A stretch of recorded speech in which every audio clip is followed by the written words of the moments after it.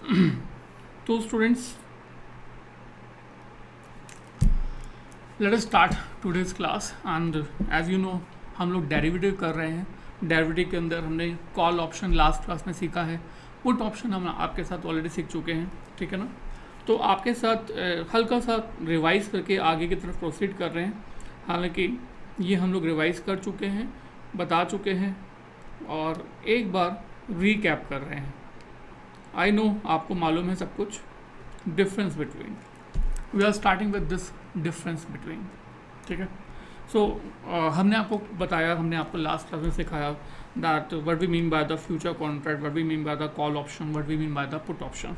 तो इनमें डिफरेंस भी समझाया। जानबूझ के मैं इसको बार बार आपके साथ रिकैप कर रहा हूँ ताकि ये सब चीज़ें आपके माइंड में बस जाएं। At the end of the derivative chapter students बार बार बहुत बार एक सवाल करता है, सर कॉल ऑप्शन समझ आ गया, पुट ऑप्शन समझ आ गया, फ्यूचर समझ आ गया, बट इन तीनों में डिफरेंस क्या है। सो इन तीनों को डिफ्रेंशिएट करते हुए ही हम लोग आपके चैप्टर को आगे की तरफ प्रोसीड कर रहे हैं, so that you can differentiate between all this.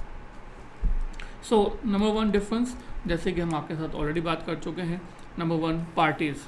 तो फ्यूचर कॉन्ट्रैक्ट में भी दो पार्टीज़ होती हैं, कॉल ऑप्शन में भी दो पार्टीज़ होती हैं, पुट ऑप्शन में भी दो पार्टीज़ होती हैं। फ्यूचर ऑप्शन में जो पार्टीज़ होती हैं उसको बोलते हैं बायर एंड सेलर, और हमारे कॉल ऑप्शन में जो दो पार्टीज़ होती हैं उनको क्या बोलते हैं, बायर एंड राइटर।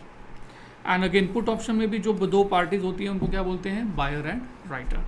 तो यहाँ पर सेलर की जगह पर राइटर आ गया है, ठीक है, और बायर आ गया है। इसके बाद है एक्सपायरी। और इन तीनों की तीनों कॉन्ट्रैक्ट में यही वो चीज़ है जो कि इस डेरिवेटिव को कैश मार्केट से डिफ्रेंशिएट करती है। अगर आपने रिलायंस कंपनी का शेयर्स ऑलरेडी होल्ड किया हुआ है, 1000, 50, 100, 50, 10 कितने भी शेयर्स लिए हुए हैं, तो आपके पास कोई एक्सपायरी नहीं है। If you hold the Reliance company share, let us say you have 50 shares of the Reliance company, so 50 into let us say 2400 rupees में आपने एक शेयर परचेज़ किया, तो 2400 इंटू 50, तो ये आपका हो जाएगा मोटा मोटा 1,20,000। तो आपने 1,20,000 रुपये इन्वेस्ट कर दिया। अब 1,20,000 इन्वेस्ट कर दिया तो वो आपके अकाउंट में रखा हुआ है, और वो कब तक रखा हुआ है, जब तक कि आप इस कंपनी के शेयर को सेल आउट नहीं कर देते। चाहे आप उसको 1 महीने के बाद बेचो, 2 महीने के बाद, चाहे 10 साल के बाद, 20 साल के बाद, 50 साल के बाद, कंपनी कोई भी वर्क करे, कंपनी की वैल्यू कोई भी मार्केट में चलती रहे, आपके रिलायंस कंपनी के शेयर कैश मार्केट में अगर परचेज किए हैं तो आपके डीमैट में अकाउंट में पड़े रहेंगे। बट अगर आप फ्यूचर कॉन्ट्रैक्ट में डील करते हैं तो उसकी एक एक्सपायरी फिक्स्ड है, जिस पर आपको अपनी पोजीशन को, अपने परचेज किए हुए कॉन्ट्रैक्ट को या राइट किए हुए कॉन्ट्रैक्ट को स्क्वायर ऑफ करना होगा। स्क्वायर ऑफ का मतलब लास्ट क्लास में बताया था, बाय किया है तो सेल करना पड़ेगा, सेल किया है तो बाय करना पड़ेगा, राइट। ऐसे ही यहाँ पर कॉल ऑप्शन में भी होता है, you must have to square off. हमने लास्ट क्लास में डिटेल में स्क्वायर ऑफ की बात की थी। तो पुट ऑप्शन में भी ऐसा ही होता है। तीनों यही चीज़ जो है वो हमारे डेरिवेटिव को कैश मार्केट से डिफ्रेंशिएट करती है।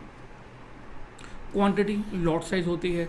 जैसे कि रिलायंस के केस में ये 250 शेयर्स है, मीन्स आप यहाँ पर डेरिवेटिव कॉन्ट्रैक्ट के अंदर एक शेयर के लिए कॉल, पुट या फ्यूचर नहीं बाय और सेल कर सकते। You have to take a lot, और लॉट साइज जो है वो ऑलमोस्ट 7.5 लाख रुपए का होता है एट प्रेजेंट, राइट। फ्यूचर में हो सकता है कि 3 लाख के आसपास हो जाए, 10 लाख के आसपास हो जाए, 2 लाख के आसपास हो जाए, वट तो जो भी हो सकता है।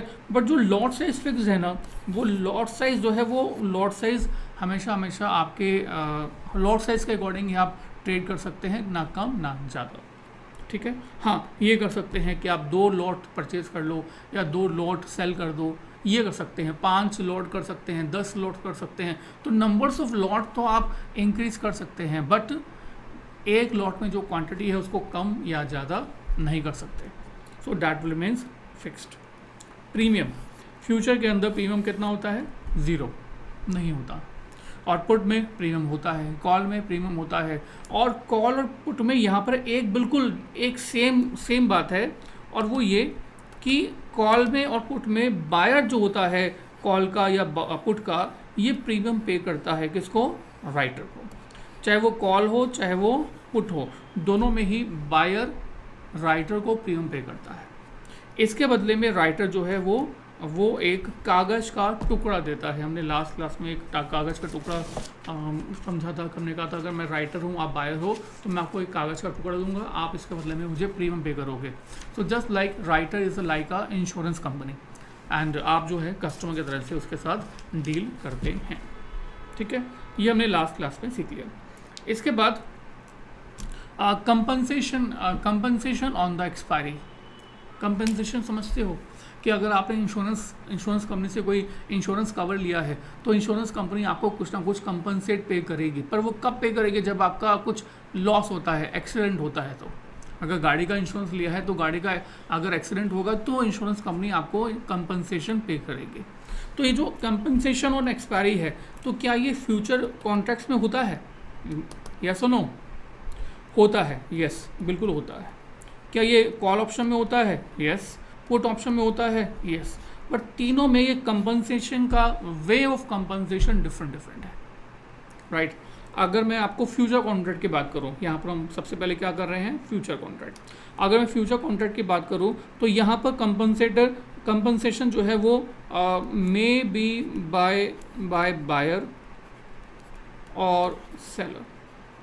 तो कंपनसेशन जो है यहाँ पर हो सकता है कि बायर पे करे, हो सकता है कि सेलर पे करे, तो दोनों के दोनों आपस में एक दूसरे को कंपनसेशन पे कर सकते हैं, डिफरेंस। ठीक है, ये हमने फ्यूचर जब सीखा था उसमें थोड़ी सी बात की थी। और कॉल ऑप्शन में जो कंपनसेशन पे किया जाएगा वो सिर्फ और सिर्फ किसके द्वारा पे किया जाएगा? Only and only by the writer. यहाँ पर कॉल ऑप्शन में कभी भी बायर राइटर को कोई कंपनसेशन पे नहीं करता, सिर्फ buyer of the call option जो होता है वो राइटर से कंपनसेशन रिसीव करता है। कब रिसीव करता है वो उसकी कंडीशन अलग है। सो यहाँ पर कह सकते हैं that buyer of call option must right will receive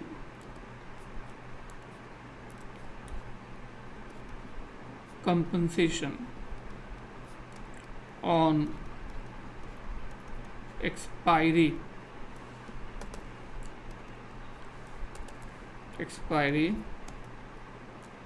in the money situation। याद है, in the money situation, out of money situation, at the money situation. तो अगर इन द मनी सिचुएशन होती है तो ही हमारा जो बायर है वो राइटर से कंपनसेशन रिसीव करता है, राइट। तो इसके अलावा पुट ऑप्शन में क्या होता है? यहाँ पर भी यही है, buyer of put option will receive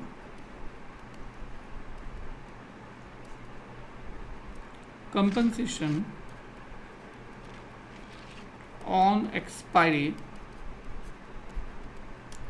in the money situation. तो जब इन द मनी सिचुएशन होती है तो ही हमारा जो बायर है वो राइटर से कंपनसेशन रिसीव करता है, right. Out of money situation में नहीं करता, एट द मनी सिचुएशन में ज़रूरत ही नहीं होती। ठीक है, अब ये इन द मनी सिचुएशन कैसे क्रिएट होती है, इसके लिए आपको कुछ बातें हम आपके साथ ऑलरेडी बता चुके थे, मैं रिपीट कर रहा हूँ। पुट ऑप्शन के अंदर हमको बताया था कि अगर मार्केट प्राइस एक्सरसाइज प्राइस से ज़्यादा हो जाए, अगर मार्केट प्राइस एक्सरसाइज प्राइस से ज़्यादा हो जाए, तो यहाँ पर अगर मैं बायर के एंगल से सोचूँ एक बार, तो buyer has a right to sell the share या particular asset at predetermined exercise price, और मार्केट प्राइस जो है उससे भी ज़्यादा है एक्सपायरी को, तो वो अपने इस पुट ऑप्शन को एग्जीक्यूट ही नहीं करेगा, क्योंकि उसके पास राइट है कि वो एग्जीक्यूट करे या ना करे। तो यहाँ पे कह सकते हैं कि यहाँ पर value of the put option कैसे निकालते हैं? Exercise price minus market price, और ये नेगेटिव आ जाता है, और नेगेटिव आने पे उसको क्या बोलते हैं? Out of money situation. ठीक है, और अगर मार्केट प्राइस और एक्सरसाइज प्राइस बराबर हो जाए पुट ऑप्शन के केस में, तो value of the put option कैसे निकालते हैं? ईपी माइनस एमपी करके, एक्सरसाइज प्राइस माइनस एमपी करके, जो कि 0 आ जाता है। और 0 का मतलब है कौन सिचुएशन हो गई? Eight the money. यहाँ पर कंपनसेशन रिसीव करने की कोई ज़रूरत नहीं है। बट एक और केस बनता है on expiry, that market price is less than exercise price. Market price is less than exercise price मतलब क्या हुआ कि कैश मार्केट में जो प्राइस है ना वो एक्सरसाइज प्राइस से कम आ गया है। अब यहाँ पर बायर जो है अपने राइट टू सेल को यूज़ करता है। और राइट टू सेल यूज़ करता है मतलब यहाँ पर वैल्यू ऑफ द पुट निकाली जाती है। वैल्यू ऑफ द पुट कैसे निकाली जाती है, that is EP minus MP करके, exercise price minus market price करके, और आंसर पॉजिटिव होता है। इसको हम क्या बोलते हैं, इन द मनी सिचुएशन। और यहाँ पर writer of put will compensate to buyer, तो यहाँ पर जो है राइटर जो है वो बायर को कंपनसेशन पे करता है। यही हमने आपके साथ सीखा भी था। और अगर मैं आपके साथ यहाँ पर कॉल ऑप्शन की बात करूँ, दैट ऑन एक्सपायरी, राइट। अब अगर मैं फिर से कॉल ऑप्शन के अंदर बायर के अंदर से सोचूँ एक बार, तो buyer has the right to buy the share और specified asset at exercise price from the writer. तो बायर के पास राइट है कि वो राइटर से जो है वो एक पर्टिकुलर एसेट को एक पर्टिकुलर एक्सरसाइज प्राइस से परचेज कर सकता है। तो अगर मार्केट में प्राइस हाई चला जाएगा, so then he will execute the contract, है ना। तो यहाँ पर भी हम लोग क्या करते हैं, हम देखते हैं कि मार्केट प्राइस जो है वो हाई गया है या लो गया है। अगर मार्केट प्राइस हाई गया है तो यहाँ पर भी हम लोग value of the call option निकालते हैं। Value of the call option कैसे निकालते हैं, यहाँ पर मेथड होता है MP माइनस EP करके, market price minus exercise price करके, market price minus exercise price. और यहाँ पर ये वैल्यू यहाँ पर पॉजिटिव आती है। और इस सिचुएशन को क्या बोलते हैं, in the money situation. This situation is called in the money situation. And यहाँ पर हमारा जो राइटर है, writer will compensate to buyer. तो यहाँ पर राइटर जो है वो बायर को कंपनसेट करता है, ठीक है। और अब अगर इफ़ मार्केट प्राइस और एक्सरसाइज प्राइस बराबर हो गए तो value of the call, value of the put कुछ भी हो वो तो जीरो ही आना है, MP माइनस EP करके, क्योंकि दोनों बराबर हैं। तो इस सिचुएशन को क्या बोलते हैं, एट द मनी सिचुएशन। तो यहाँ पर कोई बेनिफिट नहीं है कंपनसेशन लेने का। और लास्ट में है ऑन एक्सपायरी, अगर मार्केट प्राइस जो है वो एक्सरसाइज प्राइस से कम हो जाए। अगर मार्केट प्राइस, कैश मार्केट का प्राइस कम है तो हमारा बायर जो है वो स्पेसिफाइड एसेट को मार्केट से बाय कर लेता है, अपने इस कॉल ऑप्शन को यूज़ नहीं करता। तो यहाँ पर हम वैल्यू ऑफ द कॉल निकालते हैं, वही मार्केट प्राइस माइनस EP करके, जो कि आंसर यहाँ पर नेगेटिव आता है। तो नेगेटिव को जीरो बना देते हैं। तो यहाँ पर इस सिचुएशन क्या बोलते हैं, आउट ऑफ मनी सिचुएशन। तो आउट ऑफ मनी सिचुएशन मतलब कि यहाँ पर हमारा call writer will not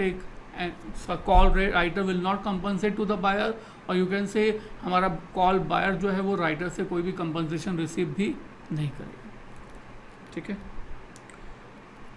so ये अभी तक हमने आपके साथ बात की। अब इसके अलावा फ्यूचर की बात भी, फ्यूचर से भी रिलेटेड है। मार्केट प्राइस अगर एक्सरसाइज प्राइस से ज़्यादा है तो क्या, इस सिचुएशन में डिपेंड करता है that you are a buyer of future contract हो या फिर सेलर हो, ठीक है। इसके रिगार्डिंग जब हम फ्यूचर कॉन्ट्रैक्ट के बारे में और डिटेल में बात करेंगे तब हम इसको और यहाँ पर लिख लेंगे, पर लिखेंगे ज़रूर, इससे थोड़ी सी क्लैरिटी होगी डिफरेंशिएट बिटवीन करने की।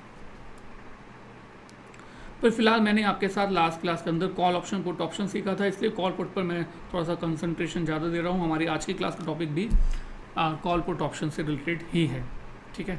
उसके बाद हमने आपके साथ यहाँ पर डिस्कस करना है gain to the buyer and writer, और यह सेलर कितना होगा। आपको याद है हमने जो है लास्ट क्लास में एक ग्राफ बनाया था, और वहाँ पर हमने आपके साथ बात की थी कि अगर पुट ऑप्शन है और कॉल ऑप्शन है, तो पुट ऑप्शन के अंदर जो ग्राफ था वो किस टाइप का बन रहा था। अगर मैं पुट बायर के बारे में बात करूं, अगर आपने पुट बाय की हुई है, पुट क्या किया हुआ है, आपने पुट बाय की हुई है, तो हमने ग्राफ बनाया था, आपको याद होगा, दैट इज़ कॉल्ड पे ऑफ ग्राफ।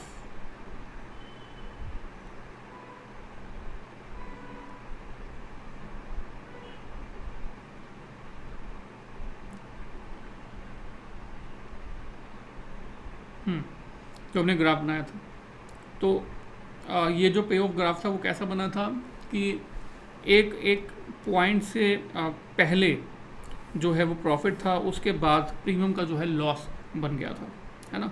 तो ये था बायर के लिए, जो नीचे वाली लाइन है ये है बायर के लिए। और उसके बाद ये जो एक हमने ग्राफ बनाया था वो बनाया था राइटर के लिए, ठीक है। तो इसको मैं यहाँ पर बना रहा हूँ,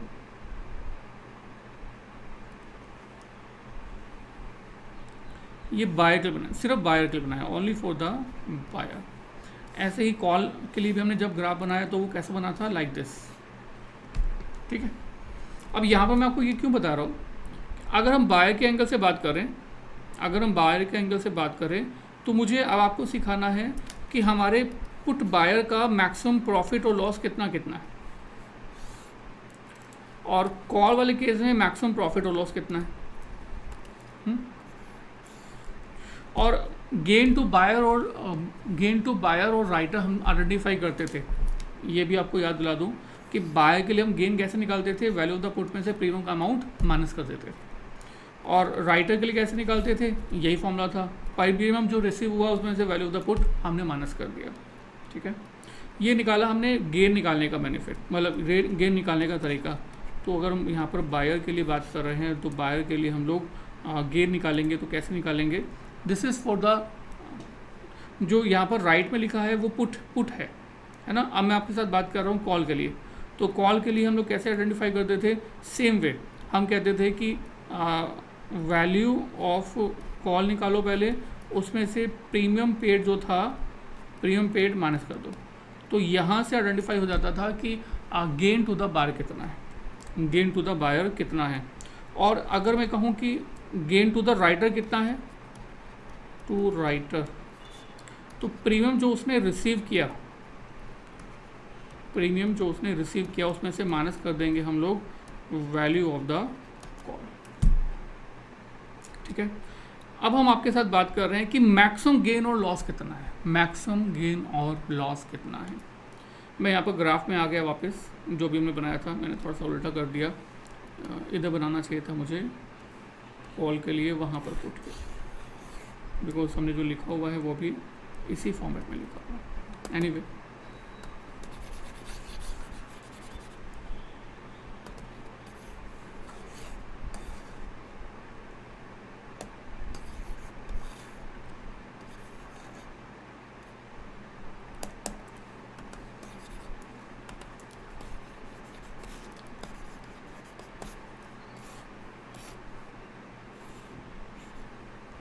राइट। अब ये जो हिस्सा था ये लॉस का हिस्सा था, और जो ये हिस्सा था this was for the gain, this is for the loss and this is for the gain. किस एंगल से बात कर रहे हैं, हम बात कर रहे हैं only for the buyer of the call के लिए, या यहाँ पर बात कर रहे हैं हम लोग बायर ऑफ द पुट के लिए। तो अब आपसे पूछा जाए कि बताइए कि हमारे बायर का कॉल ऑप्शन के अंदर मैक्सिमम टू मैक्सिमम लॉस कितना हो सकता है। देखो, इसको आप या तो एक लॉजिकल वे में सोचो, अगर आप कॉन्सेप्ट क्लियर है तो अगर आप माइंड में विजुलाइज कर सकते हो तो बड़ा सिंपल है। कॉल ऑप्शन में क्या हो रहा था कि हमारा बायर जो है वो राइटर को प्रीमियम पे कर रहा था T0 पर, और इसके बदले में उसको एक राइट मिल रहा था, राइट टू बाय, ऐसे था ना, राइट टू बाय मिल रहा था, ठीक है।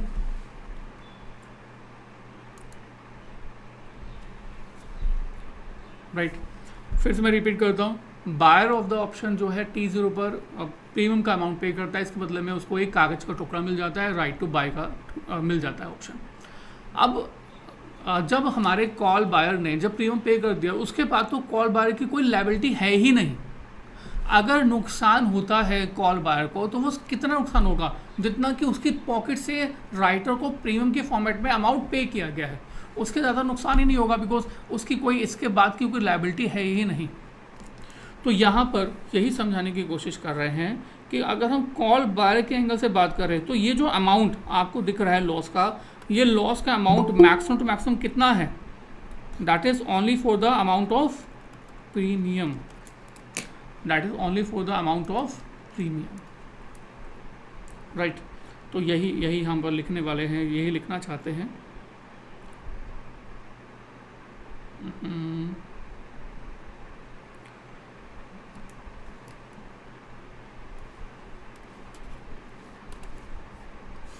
फॉर पुट, फॉर ये है बेसिकली कॉल के लिए, दैट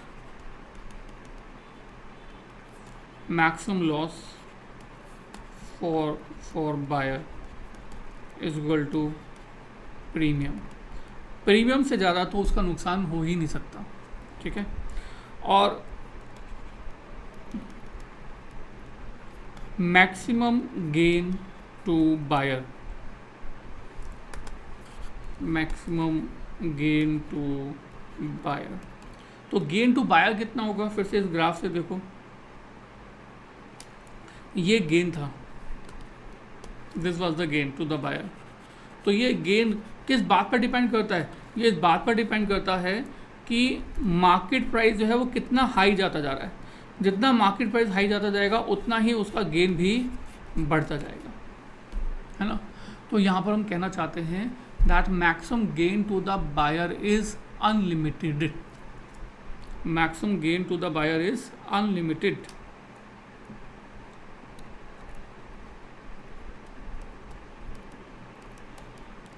ऐसा इसलिए कि जैसे जैसे शेयर प्राइस बढ़ता जाएगा वैसे वैसे हमारा जो कॉल बायर है वो कंपनसेशन राइटर से ज़्यादा करता जाएगा, तो उसको गेन होता जाएगा,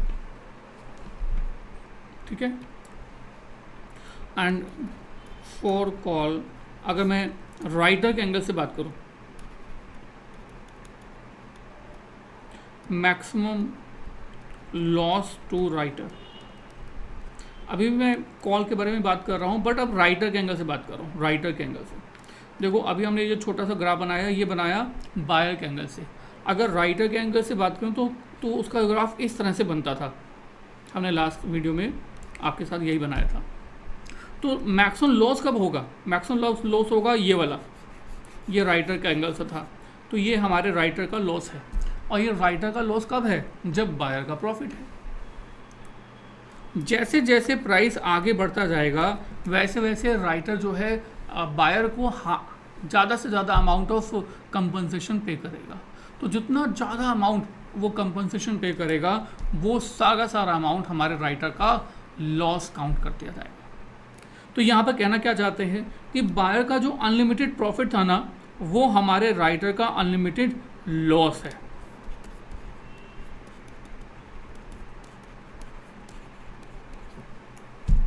वो हमारे राइटर का अनलिमिटेड लॉस है। और अगर हम यहाँ पर बात करें कि हमारे राइटर का मैक्सिमम गेन कितना है, मैक्सिमम गेन टू राइटर, हमारे राइटर का मैक्सिमम गेन कितना है, तो फिर से ग्राफ में आ गया मैं यहाँ पर। तो अगर मैं यहाँ पर राइटर के एंगल से बात करूँ गेन के बारे में, तो फिर से याद करो T0 पर बायर ने राइटर को प्रीमियम का अमाउंट पे किया था, तो राइटर ने अपनी पॉकेट में प्रीमियम का अमाउंट रख लिया था। तो जो प्रीमियम उसे रिसीव हुआ, अगर वो उसकी पॉकेट में ही पड़ा रहे, इसके साथ उसको एक्सपायरी पर कुछ कंपनसेशन पे ना करना पड़े, तो हमारे राइटर का जितना भी अमाउंट ऑफ प्रीमियम रिसीव हुआ था वो सारा का सारा प्रीमियम हमारे राइटर का प्रॉफिट कन्वर्ट हो जाता है। तो यहाँ पर क्या कहना चाह रहे हैं कि ये जो अमाउंट है राइटर के लिए, तो ये प्रीमियम ही है। तो यही जो प्रीमियम है ये हमारे राइटर का मैक्सिमम टू मैक्सिमम गेन है। This is premium received. Are you getting this? Right. अब हम पुट ऑप्शन के बारे में बात करते हैं। पुट ऑप्शन के बारे में सबसे पहले बायर के लिए मैक्सिमम लॉस कितना होगा? प्रीमियम पेड, है ना। मैं फिर से रिपीट करूँ, ग्राफ के लिए ग्राफ में बनाया कि ये जो लेवल है ये बायर के लिए है, तो ये जो है वो लॉस है। ये लॉस कौन सा है? फिर से पुट ऑप्शन में भी बायर जो है वो राइटर को कुछ ना कुछ अपनी पॉकेट से पे करता है, और जो अमाउंट T0 पर पे किया जाता है उसको क्या बोलते हैं? Premium. So that amount of premium जो कि हमारे बायर ने राइटर को पे किया है एट T0, वो हमारे buyer of the put option के लिए लॉस बन जाता है, अगर वो आगे जाकर कभी भी कंपनसेशन रिसीव नहीं करता, ठीक है। सो ये है लॉस, और लॉस का अमाउंट कितना है? मैक्सिमम अमाउंट ऑफ प्रीमियम, ठीक है। ये हो गया प्रीमियम रिसीव्ड। और मैक्सिमम लॉस कितना है? मैक्सिमम लॉस कितना है? तो ये वाला अमाउंट जो है, sorry, maximum to maximum gain कितना है? लॉस तो हमने निकाल दिया ना, अच्छा सॉरी, ये है मैक्सिमम लॉस, दैट इज सही लिख रहे थे हम, maximum loss is premium paid, बिल्कुल ठीक है बच्चे। अच्छा मेरी राइटर के एंगल से वो आगे है।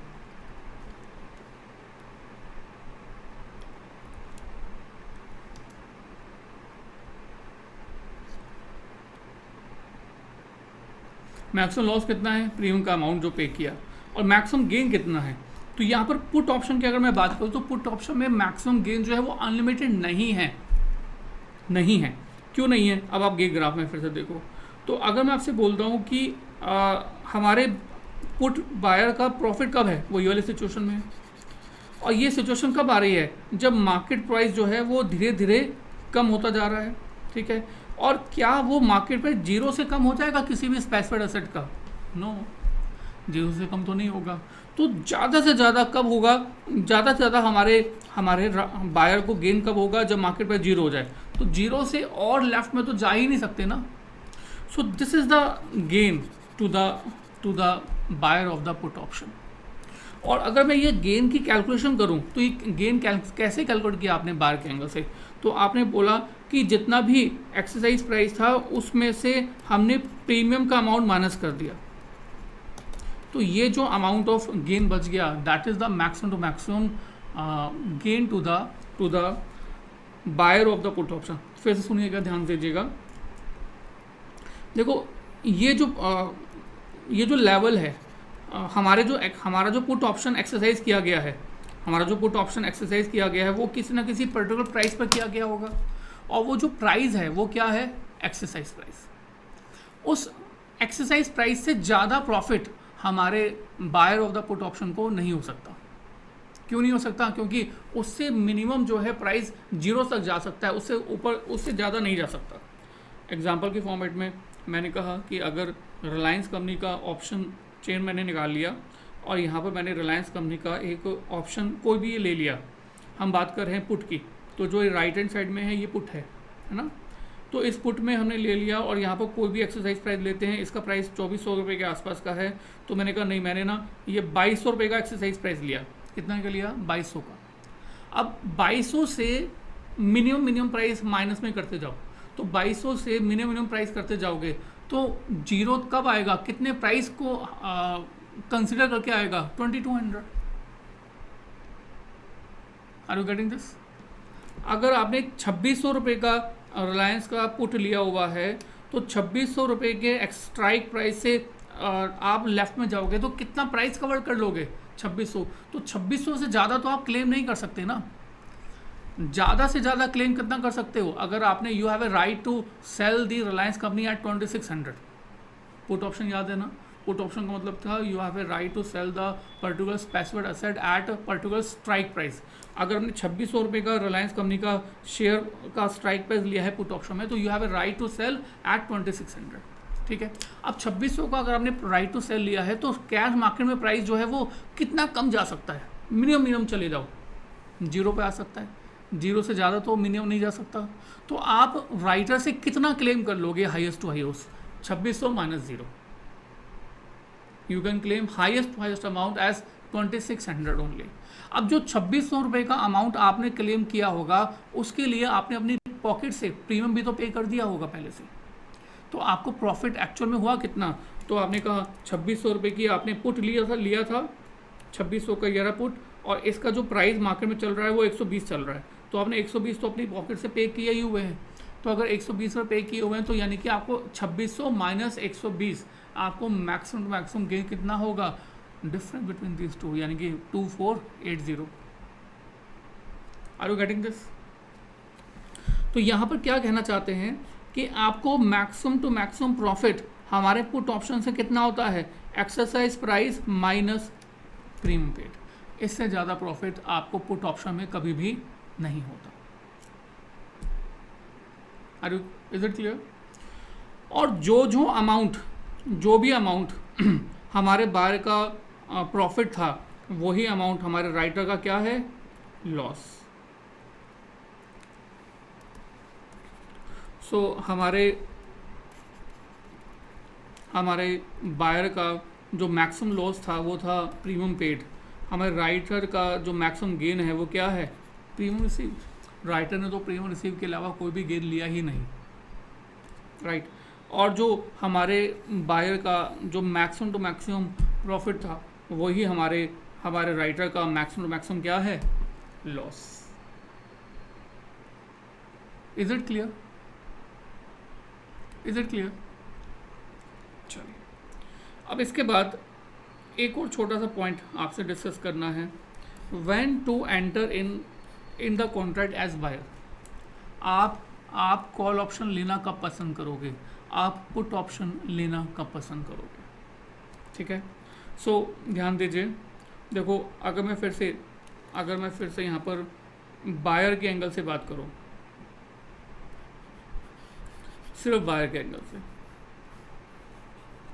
तो हमारे बायर को प्रॉफिट कब होता है, जब प्राइस हाई चला जाता है या प्राइस लो चला जाता है, प्राइस हाई चला जाता है, यहाँ पर हमारे बायर को प्रॉफिट है ना।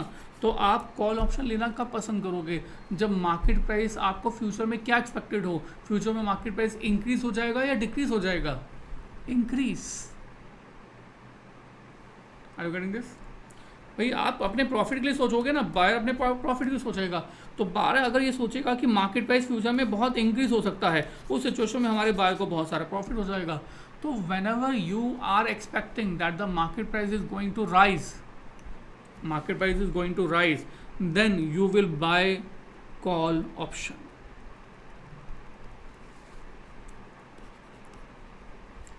When someone expect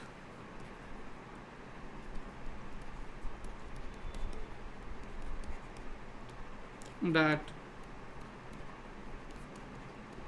market price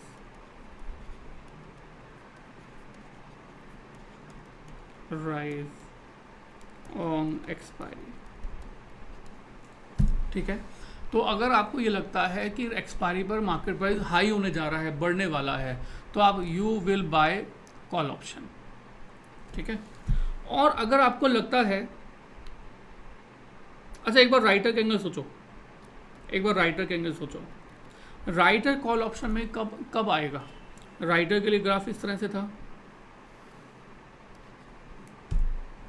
तो राइटर जो है वो कॉल ऑप्शन में कब आएगा, जब उसको प्रॉफिट का उम्मीद हो, और उसको प्रॉफिट की उम्मीद कब है, जब मार्केट प्राइस एक पर्टिकुलर प्राइस से कम रहने की उम्मीद है। Are you getting this? क्या राइटर को भी ये एक्सपेक्टेशन है कि मार्केट प्राइस इंक्रीज होगा? नो। यहाँ पर पूरी मार्केट के अंदर अलग अलग तरह के लोग इन्वॉल्व हैं।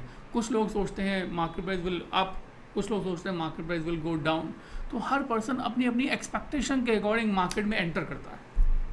तो अगर आप राइटर बनना चाहते हो, तो एज ए राइटर आप भी प्रॉफिट कमाना चाहते हो, तो आपको क्या उम्मीद है कि जो प्राइस होगा वो एक पर्टिकुलर प्राइस से कम ही रहना चाहे, कम ही रहे, राइट। सो यहाँ पर राइटर आप तब बनना चाहोगे जब market price will go down,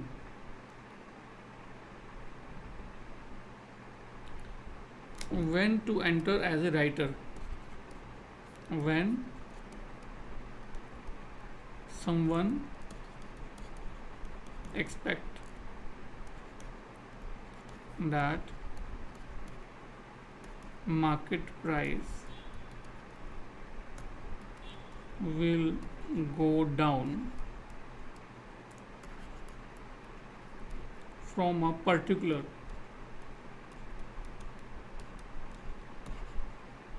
level. तो किसी पर्टिकुलर लेवल से अगर मार्केट प्राइस के कम होने की उम्मीद है, कम रहने की उम्मीद है, तो आप writer of the call option बन जाओगे। Are you getting this? चलिए देखो, ये फिर से एक रिलायंस कंपनी का कॉल ऑप्शन है, और रिलायंस कंपनी की अगर मैं बात करूँ तो यहाँ पर जो आज के डेट में कैश मार्केट का भाव चल रहा है, रेट चल रहा है, वो चल रहा है बेसिकली 2487, मोटा 2500 रुपया, ठीक है। अब 2500 रुपये का रिलायंस कंपनी का शेयर है। अब 2500 रुपये का शेयर होने के बाद अब मुझे बताओ, आप कॉल ऑप्शन कब बाय करना पसंद करोगे, जब मार्केट प्राइस 2500 रुपये से कम होने की उम्मीद हो या फिर हाई होने की उम्मीद हो? Right in the writing box, what you expect, आप कॉल ऑप्शन कब पसंद करोगे, जब मार्केट प्राइस हाई ज़्यादा होने की उम्मीद हो या मार्केट प्राइस कम रहने की उम्मीद हो, हाई, राइट। तो अगर आपको लगता है कि अभी तो यार 2500 का प्राइस है, आने वाले समय में ना 2600 हो जाएगा, 2700 हो जाएगा, 2800 हो जाएगा, 3000 हो जाएगा, आपको ये उम्मीद है, तो आप कॉल ऑप्शन परचेज करना पसंद करोगे, राइट। और अगर आपको ये लगता है नहीं नहीं नहीं नहीं नहीं, प्राइस जो है ना 2500 है, अब 25 से ऊपर 2600 नहीं जाएगा, अच्छा 2400 तो कभी भी नहीं आएगा, 2400 तो कभी नहीं आएगा, आपको लगता है कि प्राइस कम ही रहेगा, 2500 से ज़्यादा नहीं रहेगा, तो आप कॉल ऑप्शन क्या करोगे, राइट करना पसंद करोगे। Are you getting this? ये सब कुछ जो मैं आपको बता रहा हूँ, ये सब कुछ न्यूमेरिकल क्वेश्चंस में यूज होगा, एवरीथिंग, ईच एंड एवरीथिंग। तो क्या लिखा, मैं रिपीट कर दूँ, when someone expect that market price will go up higher in future, then you will buy call option, and when someone expect that market price will go down from a particular level, then he or she will write the call option, ठीक है। अब put option में आ जाओ, put option में ये bye का graph है, अब बाय के एंगल से अब सोचो, अगर बाय को ये एक्सपेक्टेशन है कि मार्केट प्राइस हाई जाने वाला है, तो बाय को तो लॉस हो जाएगा, तो क्या बायर कभी भी मार्केट प्राइस के हाई जाने के केस में क्या कभी भी पुट बाय करना पसंद करेगा? वो कब पसंद करेगा, जब मार्केट प्राइस, उसको उम्मीद हो कि मार्केट प्राइस जो है वो धीरे धीरे डिक्रीज होने वाला है। Are you getting this? उसको लगता है कोरोना 4th वेव आने वाली है, 5th वेव आने वाली है, 6th वेव आने वाली है, उसको लगता है कि अब मार्केट में जो है प्राइसेस धीरे धीरे डाउन होंगे, तो वो अब जो है वो पुट ऑप्शन बाय करेगा। पुट ऑप्शन बाय करेगा तो बेनिफिट क्या होगा कि जब मार्केट प्राइस डाउन जाएगा तो buyer of the call option will claim from the writer. Are you getting this? So यहाँ पर हम लोग लिख सकते हैं that when to enter as buyer, when to enter as a buyer in the put option, when someone expect that market price is going down, कौन से date को? एक्सपायरी आते आते मार्केट प्राइस कम हो जाएगा, तो हमारा जो है पुट बाय करने का बेनिफिट होगा। और अब आप राइटर के एंगल से सोचो, ये तो बायर के एंगल से आपने सोचा, अगर आप राइटर के एंगल सोचो तो राइटर का ग्राफ कुछ ऐसा था, है ना। अगर राइटर का एंगल ऐसा है तो राइटर को क्या लगता है? राइटर को लगता है कि प्राइस अगर इंक्रीज होगा तो वो प्रॉफिट आ जाएगा, और राइटर को ये नहीं लगता कि प्राइस जो है वो डिक्रीज होने वाला है, राइट। तो राइटर को क्या लगता है? Writer of the put option को लगता है कि price will go up in future. मैं लिख देता हूं,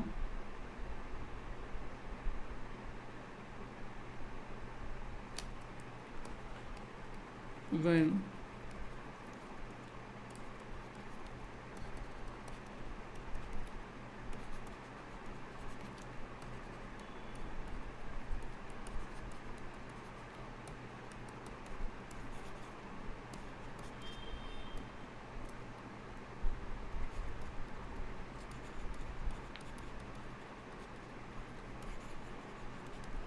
किसी एक पर्टिकुलर लेवल से मार्केट प्राइस अगर हाई रहने की उम्मीद है फ्यूचर में, तो राइट पुट राइट करने के लिए बेनिफिट है।